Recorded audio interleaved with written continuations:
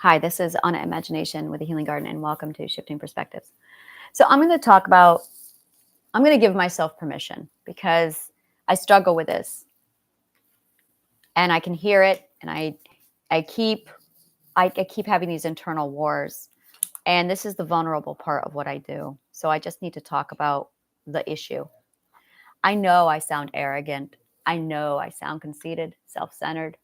I know I do humble bragging. I know I do. We all do. The only difference is I show you mine. I am well aware of how it looks. But if I'm going to be honest and dig into this, I can't censor. I cannot censor. And that is really a big part of this. If I censor, then it's not authentic. And the goal, the mission is to be authentic. If I hide all of the humble bragging, all of the arrogance and the conceit from you, first of all, you don't get to see how normal it is, which I think is what we all need. It's real. It's very real. And because we're so busy wearing masks that are made out of social expectations, as a result, we don't know what's real anymore. That's it right there. We're so busy wearing masks that are made up of social expectations that we have forgotten what is real. So we start turning on ourselves, hating on ourselves, and being internally at war. Oh my God, I can't believe I think this. Oh my God, I must be a horrible person. You're not horrible. You're human. And we're so busy wearing a social expectation that we don't know what human looks like anymore. And we start hating on ourselves for being human. And that right there is why when I get into a certain point with my talks where I know I sound angry and arrogant and conceited and pompous, I know I sound like I'm humble bragging. I know I am. And I think every single time I feel and I think things like, oh my God, I can't believe I'm like this. That's the internal voice in my head that I battle every time I do a live presentation. Oh my God, I can't believe I'm this arrogant. Oh my God, I can't believe I'm this. And I think, do I need to censor? Should I turn that down? The problem is the moment I start censoring, I stop exploring. This is psychological exploration. And in order to be honest and to actually conduct psychological exploration, you have to be willing to go where no man has gone before, which is vulnerably throwing myself out there and showing you the arrogance, the conceit, the pompous, the condescension. And I'm aware of it. I am consciously aware of all of it. And it's a massive step back. And it's asking, why do I feel this way? Why am I like this? And and that's just it. We're all that way. We are all that way. And we have this concept of that's socially unacceptable. Well, that's not right. That's not wrong. That's not okay. You shouldn't be like that. Well, why not? Why? As long as I'm not harming other people, why shouldn't you be honest about what you think of yourself? That's the question I want to ask. This is pure philosophy this morning. This is not psychology. I'm asking these questions because I want to think about them, because I want you to think about them, because I want to hear what you have to say about them. And this is it right here. When somebody sounds arrogant and they're constantly talking about how great they are, well, why not? Maybe it doesn't interest you, and absolutely that's fine. I'm sorry that this is where you say to people, look, this is not anything that interests my perspective. Okay. And if somebody's at a point where that's all they talk about, it works for some people, it works for others. But we all have these social expectations we're wearing, and we all compare our internal truths to the social expectations that other people are wearing. That's not comparing apples and oranges. You will compare your internal truth to someone else's social mask, and then you'll hate on yourself for not being as good as them. But we forget that they're wearing a social expectation. They're not showing you their internal truth. So that's something over and over again that we are just not, we're not really holding the perspective where it needs to be held. How can you gain relativity of your internal truth if what you are seeing out there is only social expectations? If you want to know if your internal truth is a metric with a relative location, you need to be comparing your internal truth to another internal truth, which is what all of this is me stepping up there and showing you, these are my internal truths. And I know it's ugly. I know it's ugly. I know it's vulnerable. And it's the only way to learn, is to dig out the internal truth and shed the social expectation.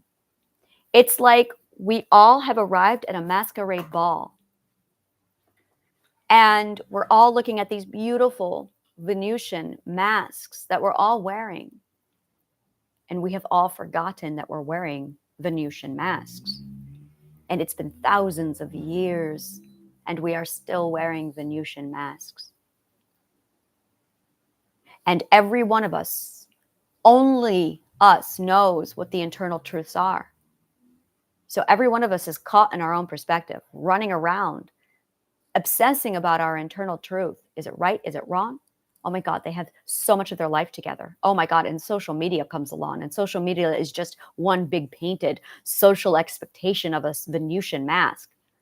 And you're looking at that and you're just going, oh my God, I don't match up. My body's not right. My mind isn't right. And it's eating us alive. That is why I do all of this, is because we need to start showing each other our internal truths. And I don't know ethically which ones are right, which ones are wrong. I'm huge on the concept of there's right, there's wrong, there's you. That's my philosophy. There's right, there's wrong, and there's you. And because you're not comparing internal truth to internal truth, we're losing perspective. So yeah, this is a solid me stepping forward saying, this is my brain, this is my vulnerabilities, these are all of my flaws. This is all of my pompous arrogance. This is all of my conceit, my humble bragging. I'm well aware, and I'm human. And this is what human looks like. And this is what it looks like when you don't wear social expectations disguised as a Venusian mask. This is real. And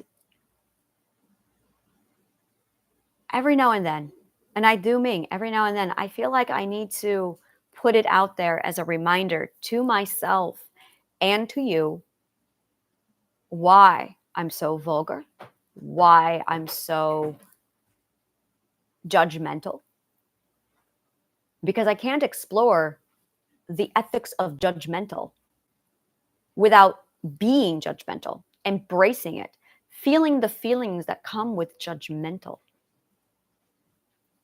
And I noticed that it all comes down to this beautiful balance between authenticity versus the insecurities of others.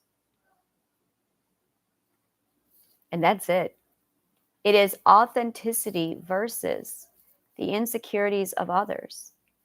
Don't expect me to be perfect. Don't expect me to not have social problems. Don't expect to think that, oh, well, she's got this much degree in psychology, therefore she must have her shit together. Human. Do not take my humanity away from me. There's authenticity versus the world's insecurities, versus everyone's insecurities, versus your own insecurities. So when you have somebody who's authentic, If you are insecure, you get all of that and you're going, whoa. You might feel like it's being projected onto you. You might feel like you're internalizing it. You might project onto other people. Now you're getting into the world of insecurity. The idea is to have us both authentic. Both of us need to be secure so that when one of us blasts our imperfect authenticity, oh yes, we're going to use that word a lot. Imperfect authenticity. And that's the difference. Social expectation gives the delusion of perfection with Venusian masks. But we're not perfect. That's what we hide from each other. Authenticity is flawed. It's beautiful. It's art. We are artists. We ourselves are art. And there's a lot of ugly in art. Go through MoMA. There's a lot of ugly in art. A lot. To me in my brain at times, MoMA is synonymous with ugly. There is Guernica. Okay, one day I will say Guernica. I do not know how to pronounce that, but Pablo Picasso's Guernica. Guernica. I have no idea how to say that word. I've never heard it pronounced properly. It is one of the most psychologically horrific paintings I've ever seen. But it's authentic. It shows the world what the world is. And that's really modern art. Modern art shows the world as the world is. It strips away the Venusian mask of perfection. One of my favorite books when I was a child that I read and I just realized I don't have it anymore and that makes me sad is called A Cup of Tea. It is about this beautiful British culture, this particular family, this man and a woman. Everything is polished to perfection in this Victorian English home during the Victorian age. Polished perfection. Oh my God, this was an extraordinary book. And their marriage problems started to unfold while all being beautifully packaged in this Venetian mask. You get to the end of the book. They're having a dinner party, a tea party, and an argument breaks out, Victorian style. So it's very calm, it's very subtle. And she ends up stabbing her husband to death. Calmly. Perfect little package. Venusian mask. She's covered in blood. And she very calmly walks downstairs to the tea party and says, Jonathan will not be joining us this evening. And she sits down, pours herself a cup of tea. It blew my mind. It was such a massive statement. It blew my mind. God, I love that book so much. I then read The Piano. And it was like, whoa. Like the two books were just polished perfection and Venusian masks versus imperfect authenticity. And if reading is not your thing, watch the movie Shrek. Because it's the same thing. And that's the Disney effect. Polished perfection. Wear your social expectation of your ideal Venusian mask. And forget that we are ugly and original and imperfect inside. Because then you start to see how you are imperfect. And that's the problem, which is why I'm out here being vulnerable, being imperfect, because it's part of it. And I'm sitting here still going, why is arrogance so bad? Why? It's not hurting anybody, is it?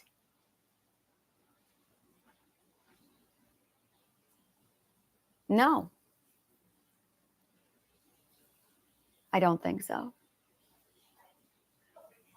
So yeah, this is the question that I'm asking is why is arrogance so bad? Why is conceit so bad? Why is humble bragging so bad? Why? So I'm going to try it out. I'm going to explore all of the emotions, not just the good ones. I'm going to dive into all of it explore it, feel it. I'm going to practice it and put it out there in social situations. And then I'm going to come back to you and I'm going to sit down and I'm going to analyze the feelings, the results, the situations. I'm going to figure this out because we have been wearing Venusian masks for so long that anything that's authentic is now immediately, oh, that's not okay. Why? Why is arrogance wrong? Why can't I know how smart I am? Because that's really what it is. It's knowing. Arrogance, conceit, humble bragging is knowing who you are and being proud of that. I know I'm smart. Why is that so bad to know? Why are we supposed to not know how great we are? I know exactly where this comes from. I could sit down and point to almost the exact text to say, this right here is when it happened. It was around this time period, and this is what took place. But before I do that, I really want to just sit on this for a very long time and explore these emotions. I want to explore arrogance. I want to explore humble bragging. I want to explore conceit and self-pride, self-knowledge. So yeah, I know there's going to be a lot of people who come in and they're not going to like me because, oh, she's so arrogant. That's exactly the social experiment. Yes, that's exactly what my plan is to figure this shit out. So yeah, I really want to know why we are not supposed to know our strengths. Why aren't we supposed to know who we are? If you love shit like this, subscribe, like, comment, follow, and comment below. Let me know what part of the show resonated with you. Take a look at my Linktree account. I have Triadic Healing, which is amazing. Click on Get Started, and it will dive you right into my free online class. It's extraordinary. And then I do field trips for adults. Take a look at my field trip for adults. Just, yes. All right. Thank you so much. And may the kindest of words always find you.